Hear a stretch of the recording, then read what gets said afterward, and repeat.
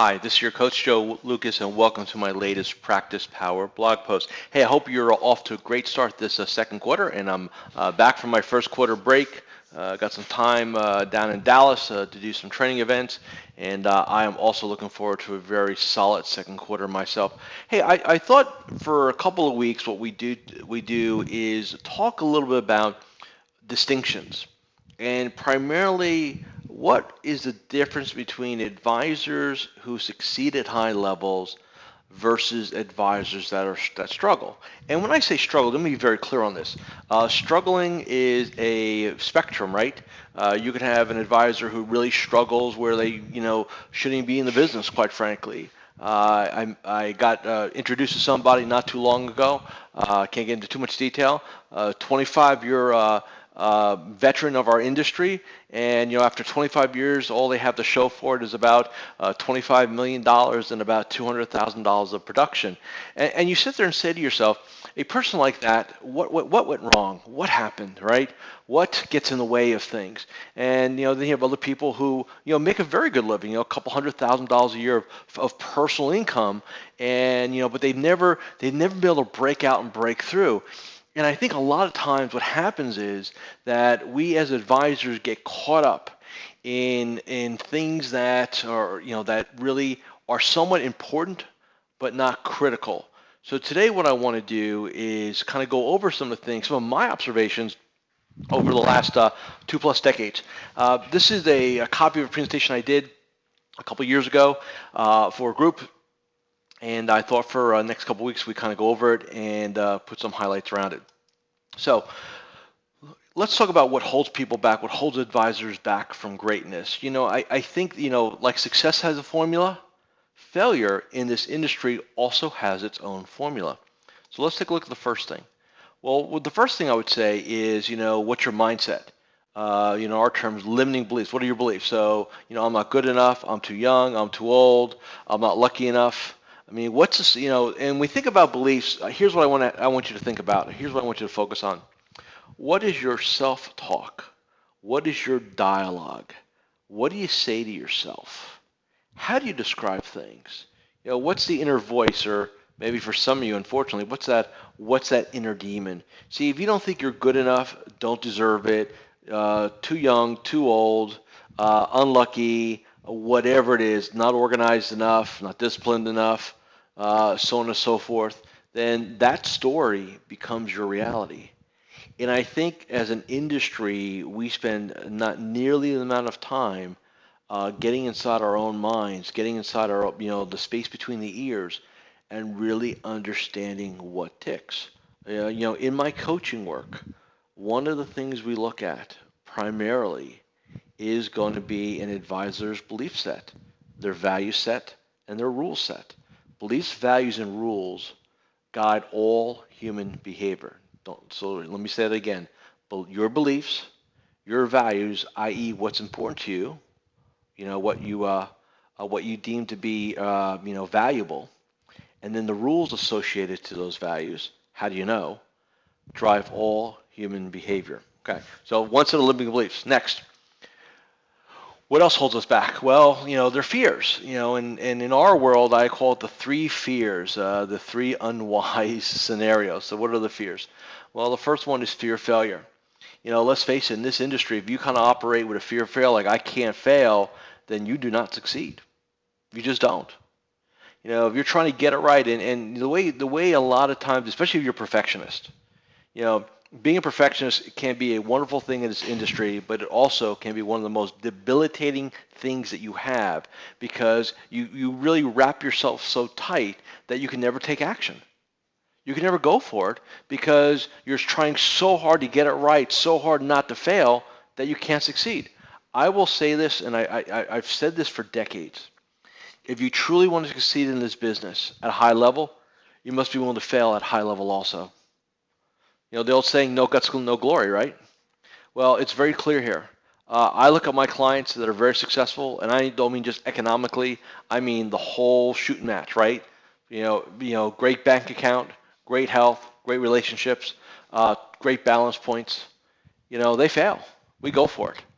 Because you got to remember something. In failure, When an advisor fails, here's what that really looks like. It's a no.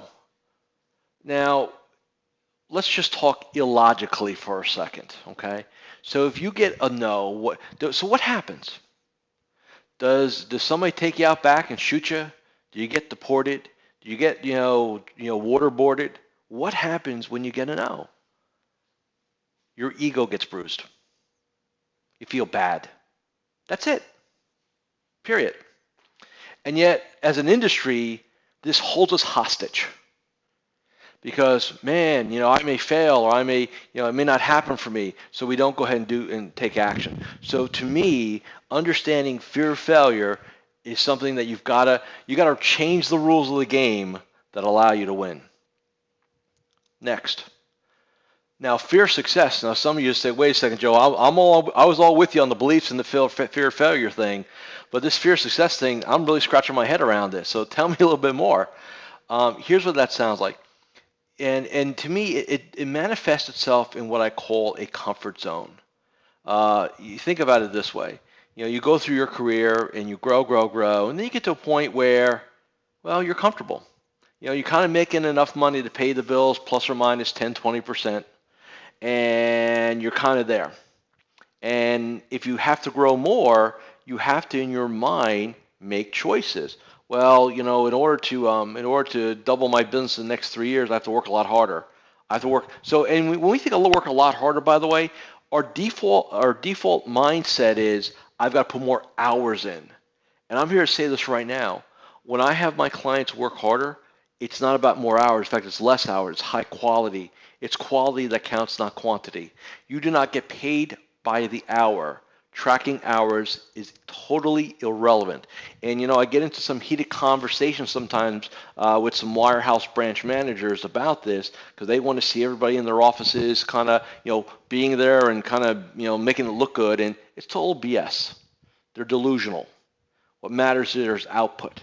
So getting back to fear of success. So if your brain goes, hey, in order for me to grow more, I've got to sacrifice time away from my family, time away from things that I enjoy, my hobbies, my maybe other passions, right? And let me just say this also. I've got plenty of clients and they're tremendous professionals, tremendous advisors. Being a financial advisor is not their passion. It is not by far. And I think until I talk to them about it, they feel guilty. Like, you got to be all in on this. No. This is a very great profession. It's a beautiful business. But if you want to go, dig wells in Africa for safe drinking water, and that's what excites you, go do that. If you want to sail, that excites you. If you want to go give back, play golf, get on the senior tour, that excites you, let's go do it. The beauty of our business is you can make it all work. I've never found a situation with a client in almost 25 years where we've not been able to put a business model together to have them have economic abundance and time freedom.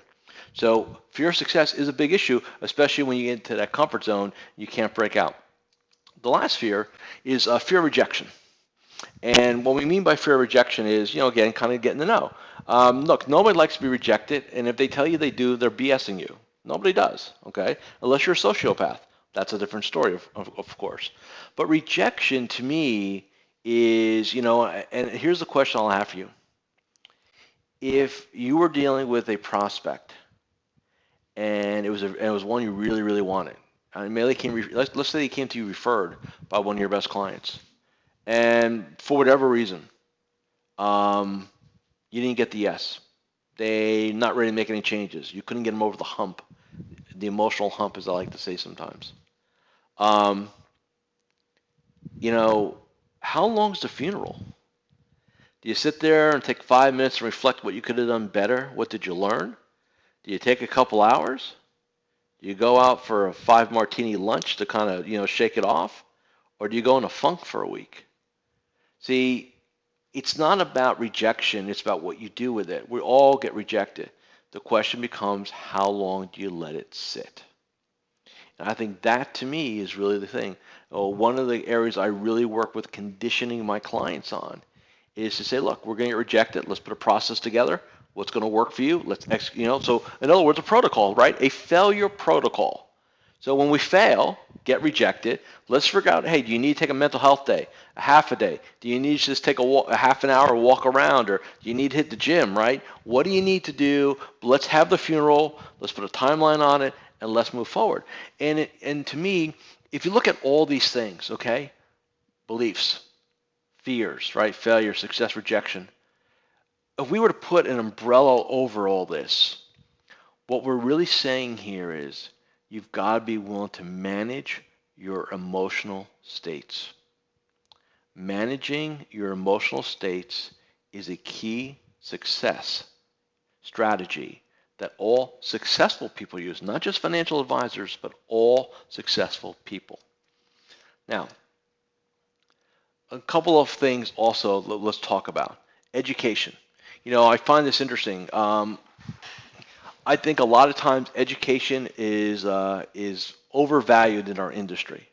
And I can just look at the last 5 or 10 years with all the major wirehouse firms.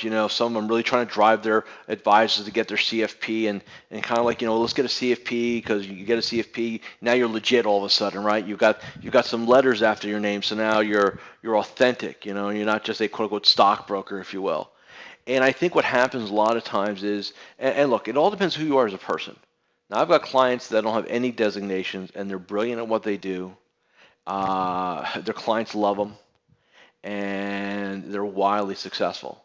I've also run across people in this industry who would need extra long business cards because they've got the MBA from Harvard, the JD from Stanford, they've got their SEMA, they've got their CFA, they got their CFP, they got all this gobbledygook at the end of their card, and you know what? They don't got two nickels to rub together. So how is that possible in this industry of ours, right? Which you've got to be pretty smart. Well, there's a couple things. And I'm going to go to a vivid story. I remember about 5 years ago, I was referred to this, I can't get into too much detail here, but I was referred to this advisor who, when he sends me over his stuff, you can just, you just see all the credentials. You go to his LinkedIn profile, it's all about, look what I've accomplished, look at all the certificates and achievements and diplomas and all this other junk I got, right? And, talking to this guy, and he was one of the most arrogant jerks I can ever remember.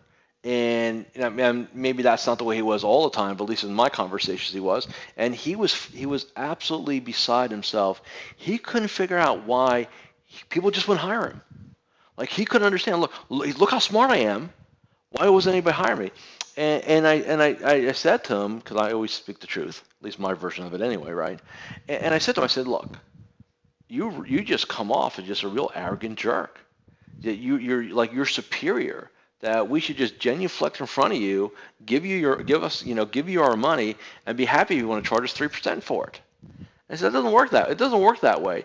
And not surprisingly, he and I didn't end up working together. But I find out through a grapevine later that he's out of the business after all that. So what I'm saying is this: if you're going to go after designations and things like that, make sure there's a real practical application to your business. So for example, when clients come to me and they say, look, I want to go get this, whether it's a CFP or SEMA or CFA, I say, look, before all that, tell me how it's going to help your clients. Tell me how it makes you a better advisor. Even if you didn't pass the test, with the knowledge, right? Because the test is just, all it does is validate that you know enough and get some letters. So how does this help your clients? That's what I want to know, right? So let's go over a couple things. So first off, learning only enhances your intellectual capital. So in other words, you'll get smarter, and being bright is important. So I'm not saying it's unimportant. So let me be very clear on this. I'm not trying to diminish it. But what I am saying to you is that intellectual capital without managing your emotional states is only half the recipe. So smart people that can't control themselves do not do well in this business. People that are bright, but maybe not book bright, but have mastery over their emotional states, the world's their oyster in this industry, and that's just the way it is. Now remember this also, and by the way, this has always been kind of I'm a pretty practical person, so I look for, hey, let's look at the evidence, right? Don't look what I say. Let's just look at the marketplace. So if intellectual capital was the key to success, then the advisor with all, so the most designations will win. So if you look at the Barron's 500 or Barron's 100, you look at that list, right, and you would see everybody would have 15 different designations, right? They all would be there. And we just know that's not true. Reality tells us that. So just be very careful about being seduced into, if you're listening to me or watching me, and you have a situation where you're trying to figure out, hey, how do I elevate my game? How do I take my success to that next level? Don't default into knowledge base, because maybe you're bright enough, but maybe you don't manage your emotional states enough. Maybe you don't have a clear vision. Maybe you've got some voices going on, that self-talk that keeps you incongruent. Those are all things we need to focus on. Okay. Also, what else do advisors believe? That systems and that they need systems and resources to be successful. Now you do. So this is again part of the recipe. So systemization is important, but it's more important in a more what I would call experience practice than it is in startup mode, right? It's just the way it is. And so you got to be careful about that. And by the way, some of my colleagues, and I'm not going to get into names because this is not the place for that, but it really aggravates me because a lot of my colleagues are so-called coaches in the industry or consultants in the industry or some of the marketing gurus and stuff like that, right? They'll go ahead and what they'll say is, hey, just cut me a check or come buy this program or come buy this system, and we'll go ahead and just make it all happen. We'll fix all the problems. Hey, just here's a seminar system, right? Here's a referral system. Here's all these systems, and you got to spend thousands and thousands of dollars for them because you think that they're going to change what you do, and that to me is a misnomer. Because if that were true, again, let's go back to practical evidence, right? If that were true, then all you would need to do is cut a check, get a system, whether it was a seminar system, a referral system, right, a marketing system, a letter system, whatever it is. Just get one of those systems. And your world will be fixed. Everything will be perfect. We know that's not true. So what matters here, again, systems are great. And by the way, when you see them kind of, by these other consultants, when you see them kind of truck out all these testimonials about all this stuff that works, remember this. The person who had that success was highly organized, had a good mindset, belief set, their fears were under control, and they truly needed a vehicle, a system, if you will, to go make things happen. So was it really the system that was the answer, or was it just a small piece of a larger pie that now welled around it? So look, I've got clients that run systems, right? CRM systems, seminars. I mean, we do all that stuff, right? But I'm telling you right now, unless you get up in the morning with a great morning ritual, with a great business plan, excited about the day, with your mind right, systemization won't matter. It'll sit on the shelf, or it'll be you'll fail to execute it, and all that's going to do is get you frustrated. So just keep that in mind. So hey, I don't want to take up too much more of our time today. So next week I'll be back with some more missing links, if you will, and just think about what I talked about today. Think about your own psychology, beliefs, fears.